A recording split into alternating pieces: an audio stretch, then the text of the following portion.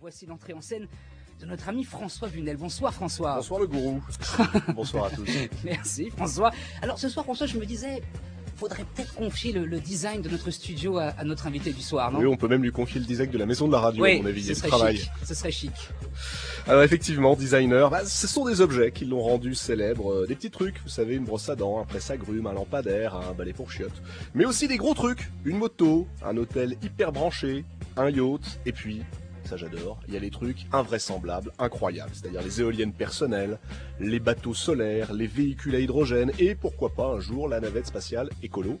Univers fantasmagorique, poétique, humoristique, c'est l'un des Français les plus connus au monde. Vous l'aimez, vous le détestez, l'important c'est de savoir pourquoi. Et à mon avis, juste après le grand entretien, vous saurez pourquoi vous l'aimez. Philippe Starck. Ah oui, Philippe Starck. Ces hôtels sont sublimes par ailleurs, Philippe Starck. Enfin, ceux qui le décorent en tous les cas. Bienvenue à vous, Philippe Starck. Alors accueillons ce modeleur d'époque par une marqueterie sonore signée Anne Kobilac. Autant j'ai de la fascination pour les objets eux-mêmes, autant j'ai du respect pour les créateurs et pour la création, parce que quand même il en faut de l'intelligence pour faire ça malgré les apparences. Venez aimer haïr, venez écouter le gros prétentieux qui dit qu'il a tout fait. Alors ça, c'est Philippe Starck qui se met en boîte lui-même. Le personnage est turbulent, touche à tout, talentueux, architecte et designer. Philippe Starck est signé de nombreuses réalisations contemporaines. Vous allez voir un endroit assez étonnant. Ah, c'est géant chez toi, dis donc. Dis donc, et ça, c'est l'antenne satellite? Putain, fais gaffe. C'est hyper fragile, ça. Cet homme vit très en harmonie avec lui-même. Ce matin-là, Philippe Starck quitte la maison qu'il a dessinée en enfourchant la moto qu'il a dessinée pour rejoindre le tout nouveau restaurant qu'il a dessiné. Pour vous, c'est quoi le style branché en décoration? Le style branché, je ne sais pas ce que c'est. Philippe Starck, vous êtes attaqué aux pâtes. Je suppose que les raisons de ce choix ne sont pas purement alimentaires. Il y a un esprit Starck, mais je me défends d'avoir un style, car le style, c'est le début de la mort. Moi, d'abord, je représente à mon avis bien la France. Je crois qu'il y a 50% qui me détestent, 50% qui m'aiment. Le grand entretien.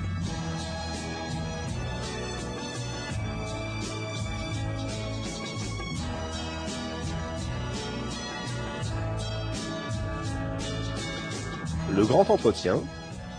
Eh bien, c'est Philippe Starck. Et François Bunel.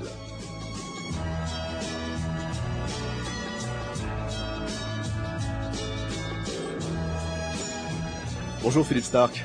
Bonjour. Comment définissez-vous ce que l'on vient d'entendre dans votre bouche, l'esprit Starck? C'est avant tout, je pense, un angle de vue, une logique qui est, avec le temps, peut-être issue clairement d'une vision construite, recherchée, qui a accouché peut-être, j'espère, d'une éthique, qu'elle soit bonne ou mal, mais ça reste quand même une éthique, puisque dans l'éthique, il n'y a pas c'est pas qualifiant. C'est une façon de voir, une façon de réagir et une façon de faire. Il y a l'idée que être intemporel, travailler sur un long continuum, être respectueux, être honnête, c'est des choses finalement dont on ne parle plus beaucoup, mais les vertus de l'honnêteté, je crois que c'est un excellent investissement. Donc c'est des choses comme ça qui paraissent peut-être un peu archaïques, un peu cucu.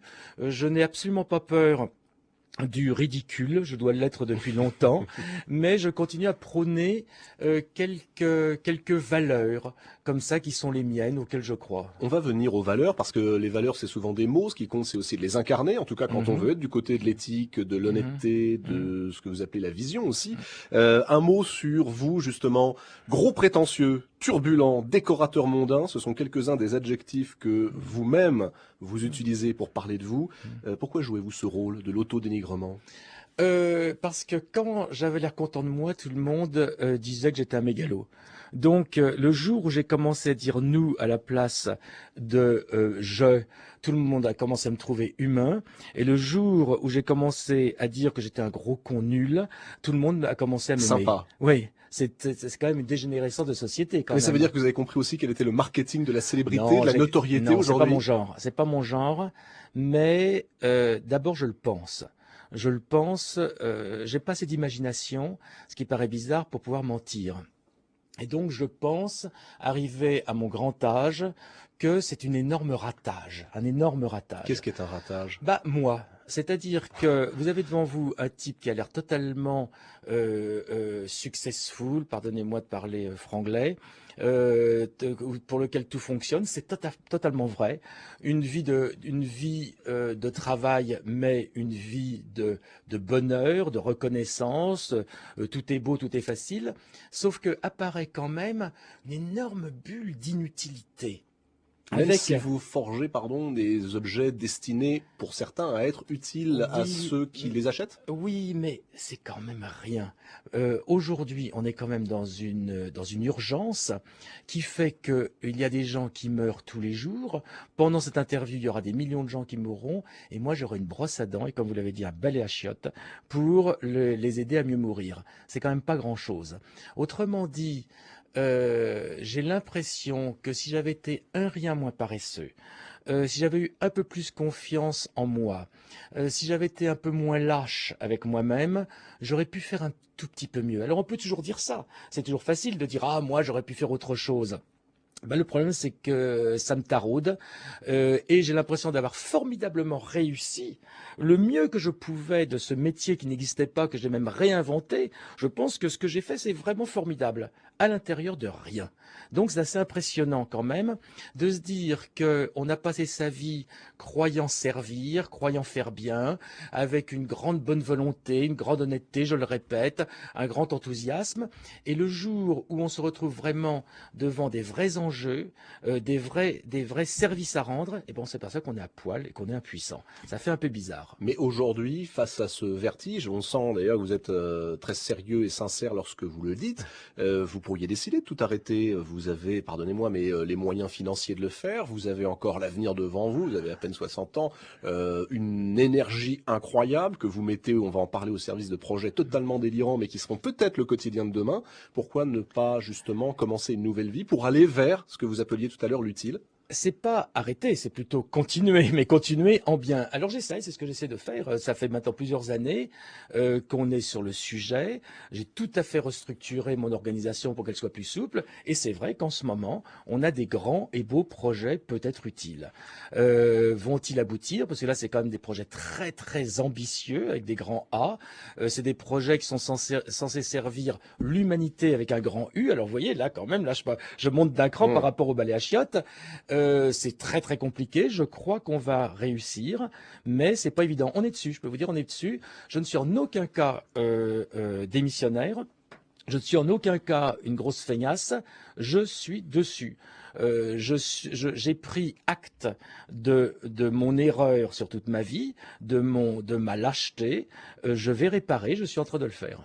Quand on se lance dans des aventures comme celle-ci, qui sont des défis humains, c'est-à-dire imaginer des éoliennes personnelles... Ah non, c'est bien plus haut que ça, c'est bien plus fort que ça. Alors qu'est-ce que c'est? Aujourd'hui, on est en train d'essayer de monter le premier laboratoire de recherche fondamentale sur la créativité. Ce qui n'a jamais été fait dans toute l'histoire de l'humanité.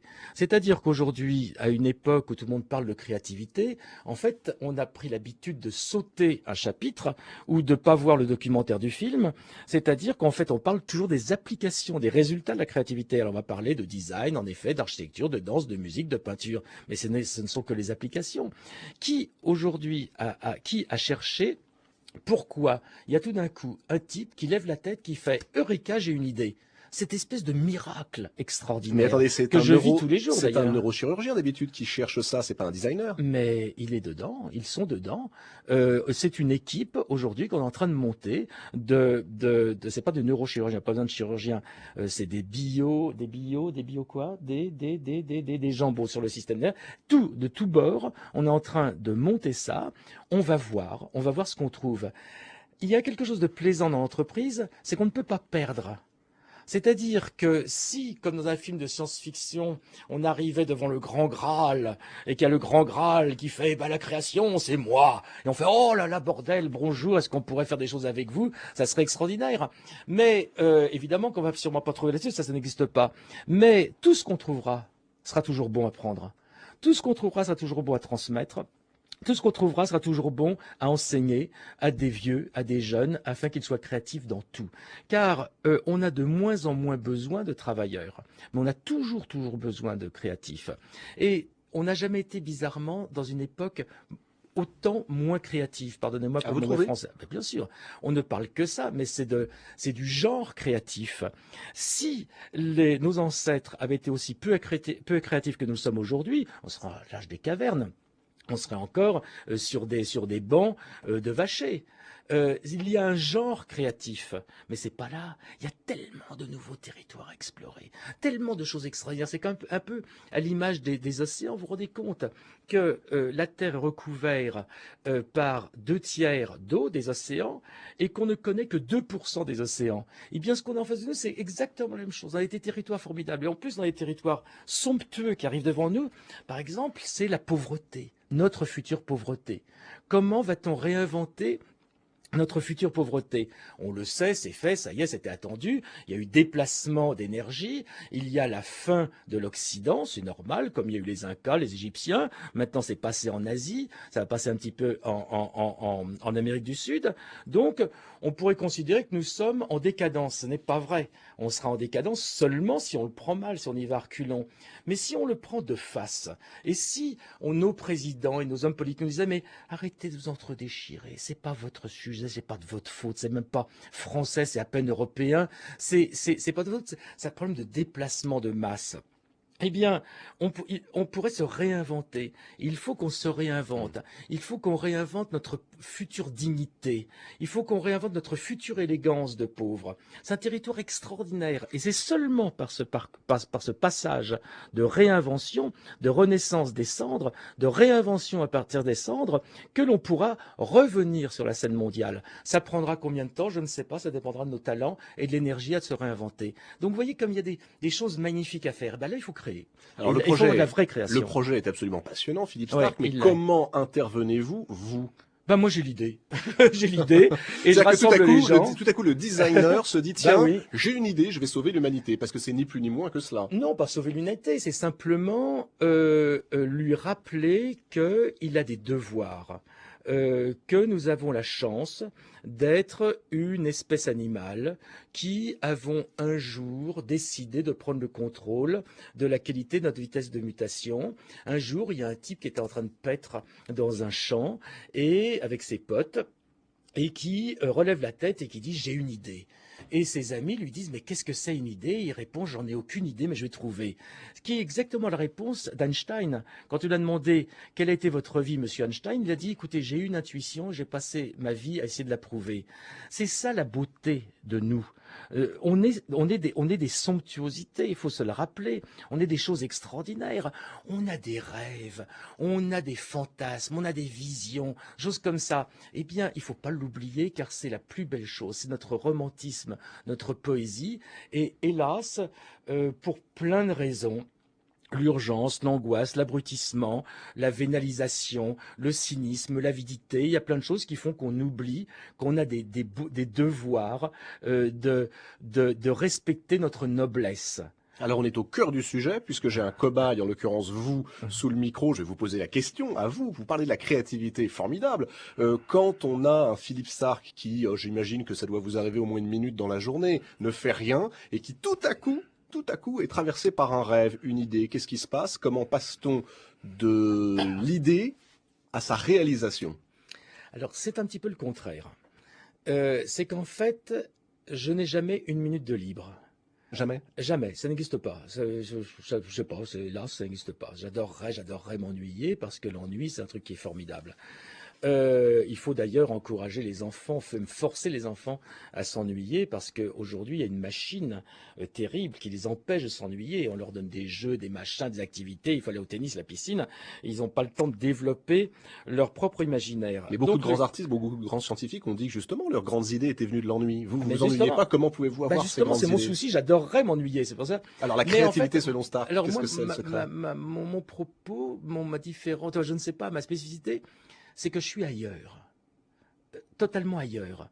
Alors, j'ai pas à faire ou ne pas faire, j'ai pas à m'ennuyer ou à avoir ou arrêter ou commencer. Je suis dans les limbes. Je suis dans les limbes en permanence. Je n'ai aucun contact avec la vie réelle. C'est pas pardonnez, comprenez bien, c'est personnel. Je suis sur le trottoir comme tout le monde, je prends l'autobus comme tout le monde. Mais en fait, tout passe par un filtre, sorte de nuage qui est une sorte de... J'arrive même pas à le décrire, ça n'a pas de nom. Je suis une espèce de trou blanc, à contrario du trou noir. Je suis ailleurs. Et donc, dans cet ailleurs, ça rêve, ça polit, ça construit, ça gratouille, ça chifouille, ça fait des choses tout le temps, totalement en dehors de moi, en bon schizophrène que je suis, et de temps en temps ça livre. À un moment, 30 ans plus tard, il y a une idée qui est finie. Et je dis, bah, celle-là, elle n'a pas l'air trop mal, et donc je l'imprime comme une imprimante, zouk, zouk, zouk, zouk, zouk. Mais en échange de ça, c'est le mythe de Faust. Faust, c'est un monsieur qui vend son âme au diable en échange, je ne me rappelle plus, du succès, de la beauté, de la jeunesse, un truc comme ça. Moi, sans le faire exprès, ça je ne l'aurais pas fait, je crois, j'ai vendu ma vie à ces limbes, à ces limbes plus ou moins créatives. C'est là encore, je ne veux pas parler de qualité, on va dire de ces limbes créatives sans distinguo de qualité. Et donc, c'est une vie autre, c'est une sorte de non-vie. J'aurais du mal à la déconseiller ou à la conseiller. C'est un petit peu particulier. On vit très en dehors de tout. Quand on m'explique un truc que je comprends pas, je suis incapable d'apprendre quelque chose. La seule chose que j'ai appris, c'est à piloter mon avion parce que ça m'intéressait. En fait, c'est parce que ça vous intéresse pas, vous ne comprenez pas. Non, c'est pas vrai que ça m'intéresse pas, c'est que je ne sais pas le faire. Je ne sais pas le faire. D'accord. Le docteur Faust dont vous parlez avait vendu son âme au diable. Il y avait un prix qui était son âme. Et vous, le c'est prix? ma vie. C'est ma vie. J'ai pas de vécu. J'ai aucun vécu. Je ne peux pas vous dire si j'ai du plaisir. Je n'ai pas d'opinion là-dessus. Je n'ai pas d'opinion pour vous dire si je suis heureux ou malheureux. Je ne connais pas bien la limite entre mon vivant et mon mort. Je ne sais pas trop. C'est des limbes molles. Des limbes molles, par contre, qui a l'énorme avantage d'être tellement molles que tout peut s'y passer. C'est ça la beauté de la chose. Alors, je le répète, pour ça, il faut vivre un petit peu comme une sorte de moine moderne. Il faut vivre, là aussi, physiquement ailleurs. Et on s'y complaît avec presque vice, avec ma femme. Là, par exemple, ça fait 6 jours que j'ai pas mangé du tout. Non. Si, d'ailleurs, j'ai une petite hypoglycémie. Vous avez vu, j'ai du mal un petit peu à parler. Jusqu'où êtes-vous sérieux quand vous C'est racontez 6 jours ça? que j'ai rien mangé. Du tout. Il y a 3 mois, il y a 2 mois, c'était 11 jours.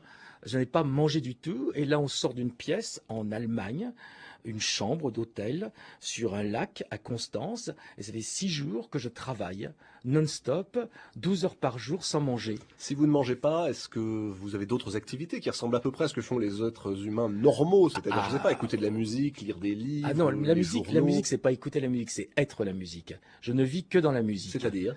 C'est-à-dire que je vis en permanence avec mon casque sur la tête. Ouais. Je travaille en musique. J'ai, je sais pas, une trentaine d'iPod, un truc comme ça. Donc c'est pas que j'écoute de la musique.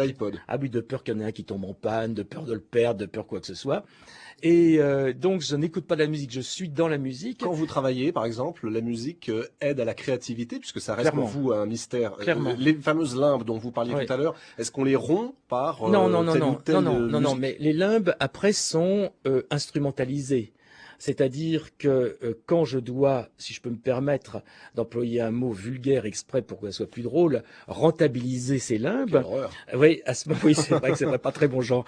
Là, il faut par exemple savoir que pour telle sorte de projet, il va y avoir telle forme de musique. Pour tel moment de la journée, pour faire tel truc, tel projet. Alors, par exemple, par exemple, la musique la plus fertile, c'est Brian Eno. C'est extrêmement clair. Brian Eno, quand il y a vraiment besoin de concentration, Bang on the Can ou Music Airport. Et quand je commence à me relâcher un petit peu dans l'après-midi, ça commence à fatiguer, parce que ça fatigue, hein, vous savez, physiquement ça fatigue de créer, pardonnez-moi. Dans ce cas-là, c'est A Day in the World, c'est quoi exactement? Another Day in the World. qui a toute cette élégance, toute cette ailleurs, tout en étant plus humain. Donc, pour chaque 2000 ou 3000 disques que je trimballe avec moi, je connais exactement l'utilité parce que j'en connais une sorte de sens inconscient. Et je vous avais demandé de venir, comme tous les jours, comme chaque invité, avec un cadeau pour les auditeurs de France Inter. Vous n'avez pas choisi Brian Eno, mais Dan Auerbach. Pourquoi? Oui. Et à quoi ça correspond? Juste avant de l'écouter et pour que justement les auditeurs se fassent une idée très très précise de ce à quoi ça doit les renvoyer. C'est pas un de mes grands favoris de tous les jours.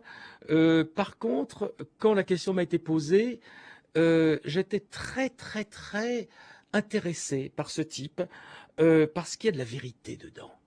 Il y a une vérité rugueuse, il y a une vérité palpable, il y a une lourdeur comme ça que je trouve vraiment belle. C'est-à-dire à une époque où plus rien n'existe, où tout est produit, tout a l'air creux, où tout mesure un micron d'épaisseur, là on sent qu'il y a du poids, on sent qu'il y a du sable dans l'enclume, on sent qu'il y a des trucs comme ça, et ça fait plaisir d'un peu d'entendre ça, ça rappelle quand même qu'on est aussi humain.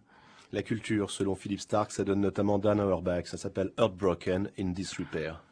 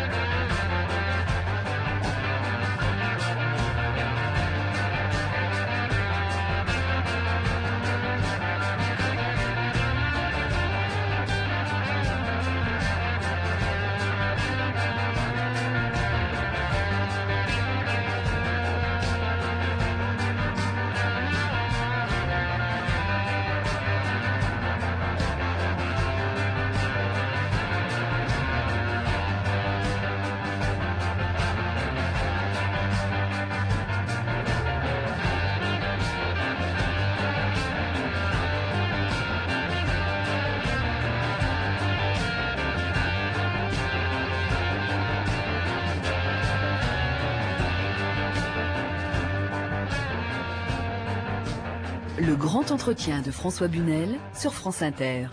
En compagnie de Philippe Stark qui nous parlait musique à l'instant. Les pochettes de CD justement, le design traditionnel, ce que vous avez fait pendant longtemps, il y a encore pas très longtemps, vous vous amusiez avec, je crois, Larousse à refaire un dictionnaire. Quand est-ce que vous imaginerez, vous, par exemple, une pochette de CD dont le cellophane soit enfin déchirable?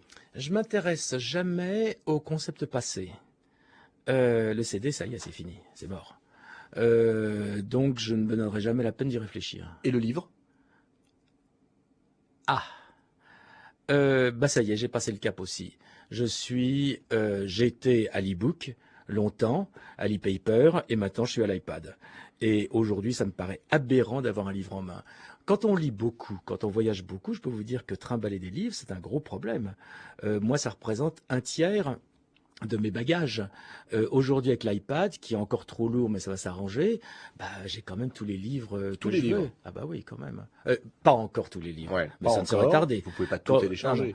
Quand les éditeurs vont avoir compris que ça y est, c'est fait, c'est fini, ça, à mon avis, c'est l'année prochaine, ça sera bon. Je vais pas jouer Cro-Magnon d'un côté et puis vous, la modernité et le 21e de l'autre, mais enfin d'un autre côté, vous qui aimez lire, dites-vous régulièrement, est-ce que ça ne vous manque pas quand même le contact de la page, le contact et l'odeur même parfois du livre? Je vais vous dire, je ne suis pas du tout un fétichiste. Moi, j'aime lire. Vous créez des objets, vous n'êtes pas un fétichiste. Ah, en aucun cas, en aucun cas. Moi, j'aime le contenu. Je me fous du contenant. Ça serait une plaque de marbre, je serais embêté parce que c'est encore plus lourd. Ça serait une feuille de papyrus, ça pourrirait. Je me fous du contenant. Je ne roule qu'en moto. Alors tout le monde me dit, tu dois avoir des motos géniales. Pas du tout. J'ai une Kawasaki 650 de merde, tellement que je peux la laisser ouverte, personne ne la vole, parce qu'elle marche. C'est une légende alors, c'est une légende, Philippe Starck, les 27 ou 29 Aprilia avec la même clé dans les 27 ou 29 endroits du monde. Parce que c'est souvent. Oui, c'est clairement une légende parce que c'est beaucoup plus que ça, oui. Non, vous pensez quand vous roulez en moto et vous êtes tous les jours dans notre pays, vous aimez avoir la même moto, la même clé, la même couleur partout. C'est comme ma femme. Moi, je voyage partout avec la même femme. Et en général avec la même robe d'ailleurs. Heureux homme. Je voudrais qu'on revienne aux livres si vous voulez bien. On va pas s'égarer du côté des femmes, c'est un terrain très glissant. Mais du côté des livres, quand sont-ils entrés dans la vie de Philippe Starck, les livres, et qu'ont-ils transformé? Depuis toujours. Depuis toujours, je pense que les premières choses que j'ai dû lire après les sempiternels Tintin et Spirou, c'est les Popular Science, Mechanica Popular, Mécanique populaire et les premiers Sciences et Vie que mon père avait. Et j'ai nagé pendant des années, si ce n'est des décennies, dans ces journaux néo-scientifiques, de vulgarisation scientifique, qui étaient d'ailleurs en fait des outils de propagande de la CIA. Je m'en suis aperçu petit à petit et bien après, mais où il y avait toutes les inventions et un esprit d'invention absolument formidable. Après, je suis passé à la science-fiction. Parce qu'il y avait des choses extraordinaires là-dedans. Et la science-fiction, quand elle est bien, c'est vraiment un truc qui ouvre l'esprit. Qu'est-ce qui est bien en science-fiction? Donnez-nous je sais pas plus. un ou deux titres. Alors maintenant c'est comme dirait Godard, il y a les professionnels de profession. Donc maintenant il y a un terme pour tout. À une page près, ça n'a plus le même mot. Donc je ne sais plus qui s'appelle quoi, mais dans le genre. Philippe Cadic, ça vous a beaucoup inspiré? Philippe Cadic, ma compagnie s'appelle Ubique. Alors on peut pas dire plus que ça. Non, Philippe Cadic a été fondateur pour moi. Moi qui suis clairement schizophrène, qui a des problèmes de compréhension de la réalité, cet homme qui ne parle que de mondes successifs, de vérités successives où on ne sait jamais quel est le vrai, évidemment, c'est là où je vis. Je vis dans ce millefeuille qui se desquame en permanence sous mes pieds. La science-fiction, c'est quand même, quand elle est bonne, c'est un très bon moyen de prendre un acide sans rester collé. C'est une assez bonne définition, ça, j'avais pas encore entendu. Non, mais le dernier qui m'a un peu frappé, qui est pas de la science-fiction pure, parce que moi, le space opéra, je trouve ça complètement con, c'est vieux, le space opéra, c'est l'histoire de Far West. C'est Chuck Palahniuk. Écrivain américain, assez déjanté, hein. À l'allure déjantée, au langage apparemment déjanté et qui est formidablement centré, on pourrait dire, d'une intelligence extraordinaire. Chuck Palahniuk, et je conseille l'ouverture et qu'il a, et qui ramène toujours vers une vraie humanité. Après, j'ai dû passer, parce que ça parlait plus de cul, j'ai dû passer au roman policier, au grand roman policier, les Chesterheim, La Pomme, les trucs comme ça. Et après, je suis passé réellement aux livres. Et les livres, pour moi, c'est vraiment le seul sport que je fais. que j'aime profondément, et j'ai une vraie prétention sur un choix de littérature.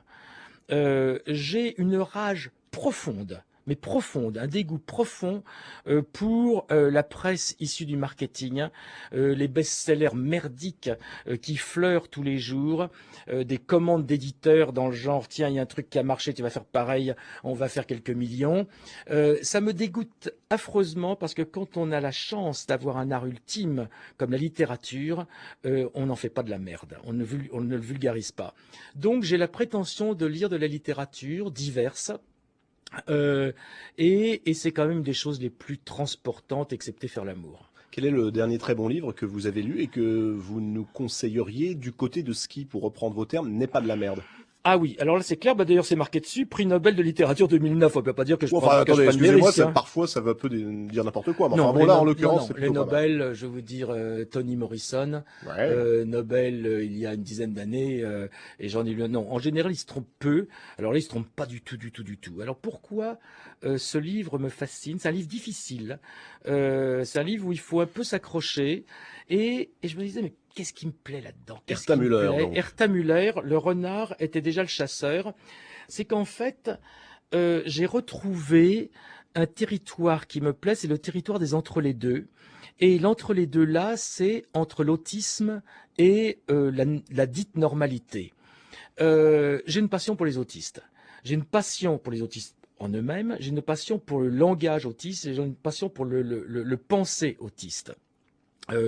Avec Marc Lavoine, c'est Marc Lavoine qui m'a introduit auprès du Papotin, de l'hôpital de jour, où là j'ai eu l'occasion de parler avec des autistes, ça a été la grande claque, une des grandes claques de ma vie.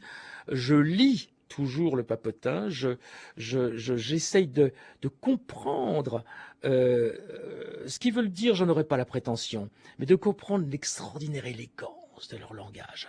Les autistes sont au plus pur. On dit souvent, à raison, qu'un des plus purs discours, non pas dans le fond mais sur la forme, c'est Céline, parce qu'il y a très peu de mots, c'est toujours un clac-clac.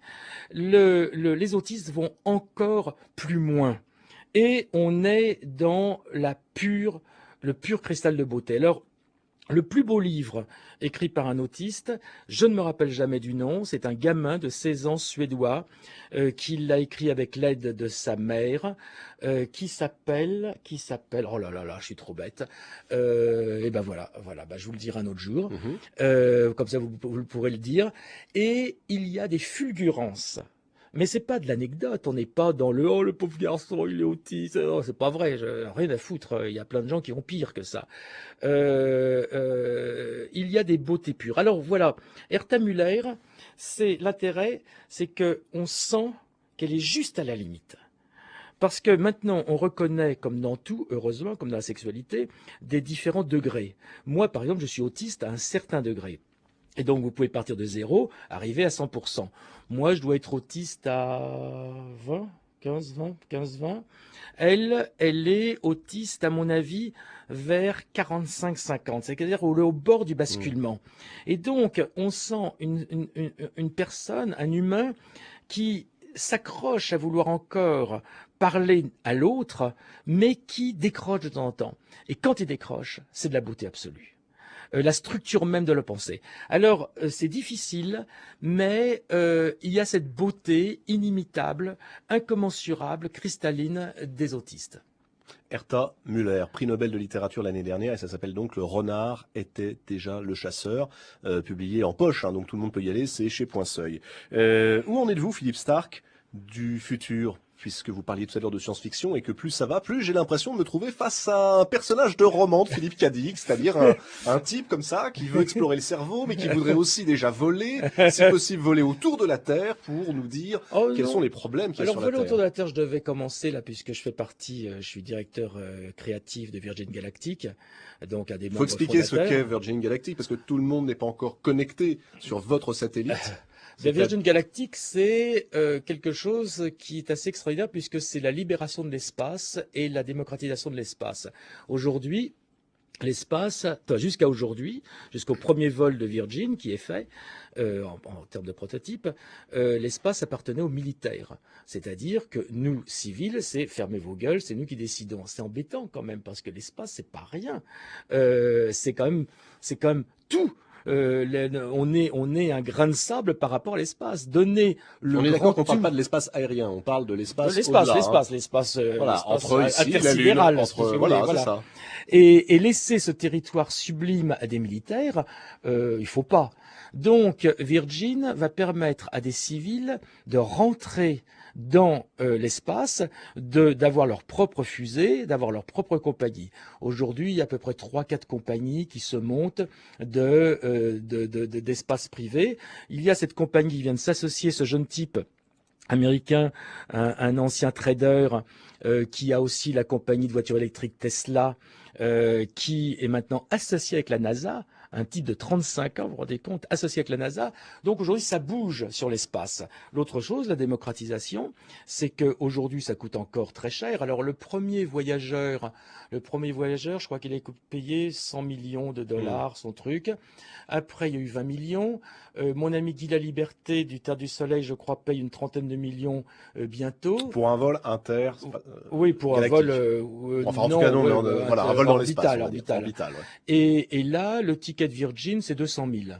Donc, ça reste toujours énormément d'argent. On peut quand même pas, Philippe Stark, parler de démocratisation des vols à 200 000 euros. Voyons. Et rappelez-vous ce que coûtait tout au début. Ça coûtait combien un ordinateur?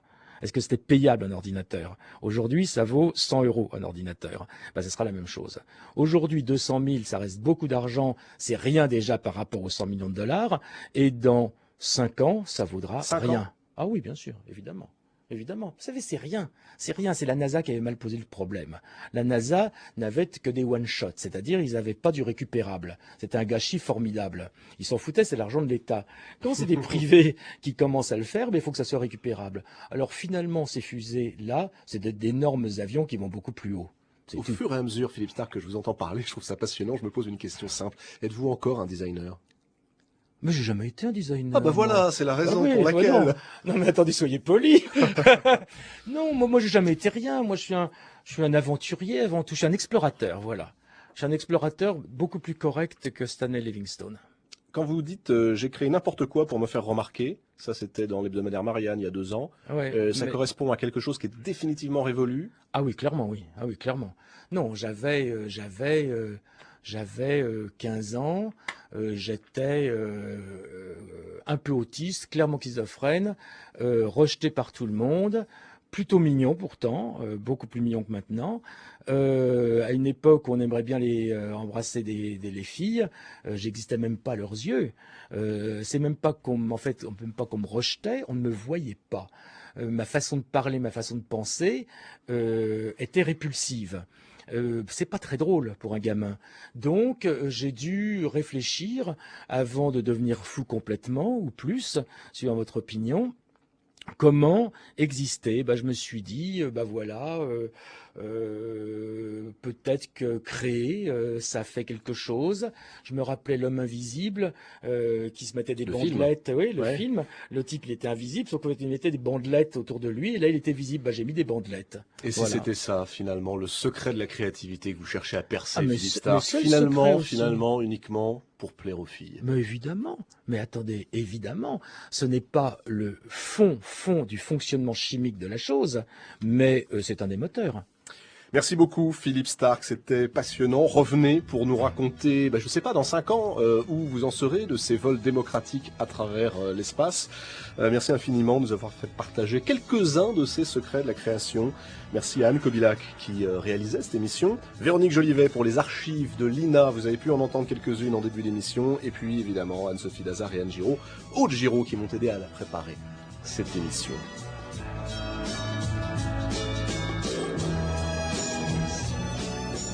« 17h46 sur France Inter, c'est l'heure du 5-7 Boulevard qui continue avec vous, Philippe Collin. Oui, merci beaucoup François. On vous retrouve demain avec qui demain? Et demain, ce sera Carole Bouquet. Carole Bouquet, très bien. Merci beaucoup, passez une belle soirée François, à demain. Prochaine étape du 5-7 Boulevard, Frédéric Pommier, bien sûr, lové sur son Pop Corner. Mais avant cela, suivons un itinéraire bis, le plan B.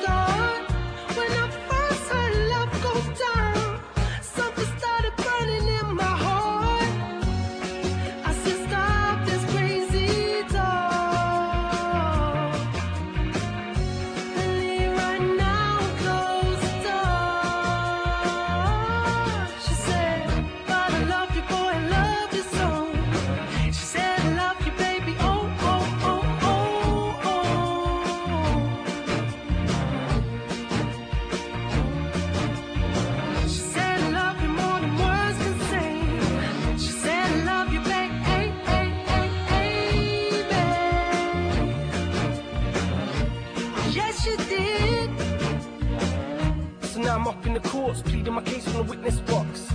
Telling the judge and the jury the same thing that I said to the cops on the day that I got arrested. I'm innocent, I protested. She just feels rejected. Had her heart broken by someone she's obsessed with. Cause she likes the sound of my music. She makes her a fan of my music. So why love goes down, makes her lose it. Cause she can't separate the man from the music. And I'm saying all this in the stand. When my girl cries tears in the gallery, this has got bigger than I ever could have planned.